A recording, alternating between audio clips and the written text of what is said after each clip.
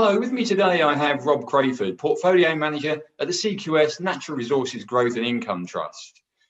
The commodities sector is going through a buoyant period at the moment. How do you see the next 12 to 18 months panning out for the resources sector? Optimistic?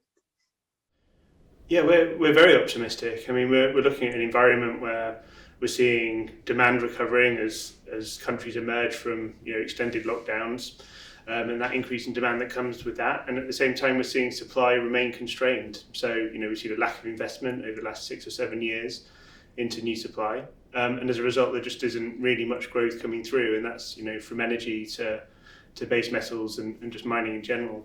So as a result, it looks like the market looks likely as a sort of on a status quo basis to continue to tighten. And then we've obviously had the tragic events in Ukraine with Russia, and clearly that's exacerbating that issue with around sort of 10% of global commodity supply coming from Russia, and Ukraine is particularly relevant to the soft commodity area. Okay, none of the big London-listed miners, which are generous dividend payers, appear in your top 20 holdings. That includes Rio Tinto. Why is that? So it's a very logical decision, or it's a very intentional decision within our fund. I mean, we look to differentiate. We think that investors are able to invest in these themselves, so primarily. So it isn't kind of a focus of ours, but ultimately, if we felt that they offered the best opportunity, then we would own them, because we have no constraints around that on market cap. The fund itself is an investment trust, so it's closed-ended, and that gives Keith and I a fortunate position in that we're able to focus on value over liquidity. I'm a geologist, and Keith's pretty technical as well. So we really see with some of the smaller companies that trade at material discounts on both the multiple earnings, free cash flow type basis relative to the larger peers. And we really see more torque in them being able to deliver incremental value benefits. In addition to that, we're also quite cautious on iron ore. We're seeing a material slowdown in Chinese housing, Chinese property. Clearly, iron ore is a major input to that as well. So it's quite a conscious decision in being underweight iron ore, and as a result, also underweight many of those names. Now, is there a hidden gem or gems in the portfolio that you think are not widely understood and that could generate significant returns in future?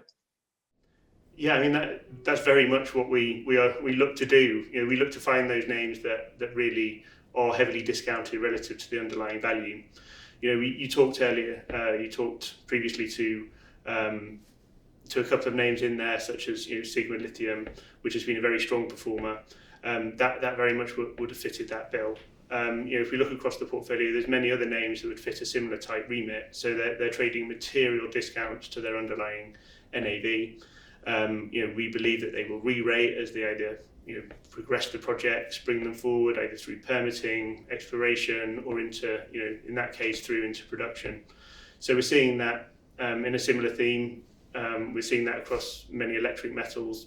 So you're seeing that in sort of nickel, lithium clearly feeding into that, copper, palladium. That's a real theme that we have running throughout the portfolio, and sort of remains fairly prevalent across a lot of the names in different aspects. So quick answer to that is yes, and we expect them to kind of re-rate as we're seeing strong cash flows from some of the larger producers. So that can either be through M&A or just general sort of operational performance and delivering on bringing those projects forward. Do you have any favourites exposed to those themes? Yeah, I mean, look, we clearly do, but it's not always as easy to say when the market's going to appreciate them and take them forward. I mean, you can see within our top 10 we have some positions such as Talon, for example, which is a very interesting nickel play in the US. They've signed a JV with Tesla, so Tesla's helping them bring forward that project. It's very high grade, underground, low carbon footprint.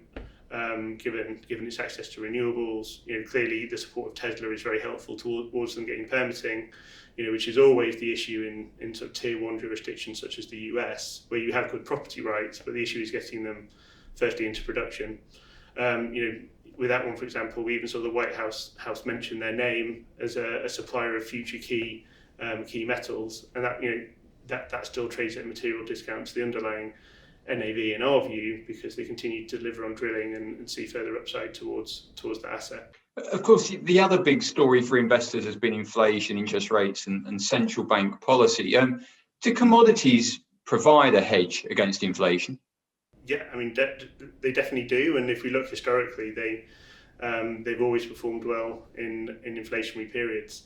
If you actually get into a scenario where you see a sort of stagflationary period, then gold really becomes the standout performer. But I think inflation is a concern way beyond financial markets now, and it just kind of shows the risks that actually just gives to the general economy. I think a lot of people are looking for inflation protection. We're seeing it have wider impacts on the broader market based around discount rates, particularly on sort of high value, sort of high multiple type growth stocks, particularly with the tech sector, where increasing discount rates is obviously taking a material knock to many of the values there. And I think that's really shifting eyes back towards the old economy and strong free cash flows. And that's that very much ties into both mining and energy, which is seeing very strong cash returns, but actually trade at pretty attractive multiples relative to the broader market. Okay, so it looks like we're over the worst of the pandemic. Demand is up, oil prices are up, base metals are up, electric vehicles are consuming rare earth metals, and China's currently still growing reasonably fast. Is this the beginning of a new commodity super cycle, do you think? Well, I hope so. No, but I think super cycle is a big word. So super cycle is typically driven by a very extended period of demand growth. Our prior super cycle was primarily driven by China, which we saw a momentous shift in their economy, and that drove huge shifts in overall commodity demand.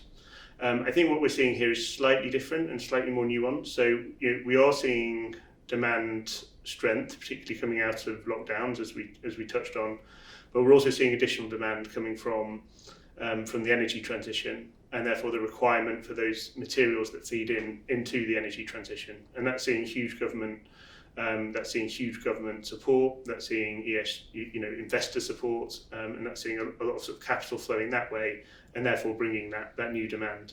That in itself creates issues. So we're seeing with the likes of EVs, which have clearly driven higher lithium demand, but as a result, we're seeing the lithium carbonate price up almost 500%.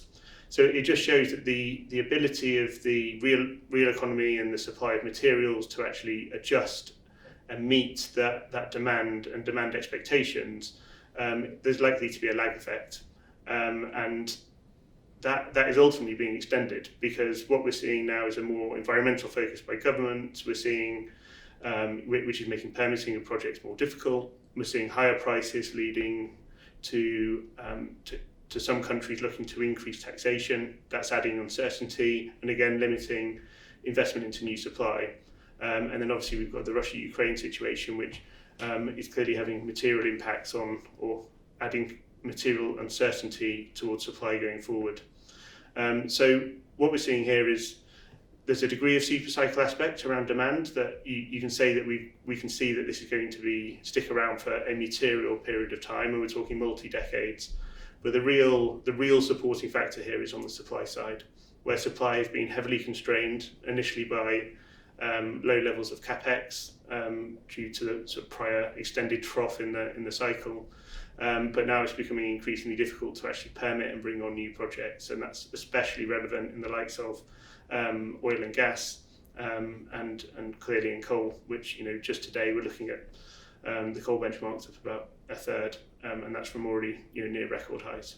Rob Crayfourd, Portfolio Manager at the CQS Natural Resources Growth and Income Trust. Thank you very much for joining me today.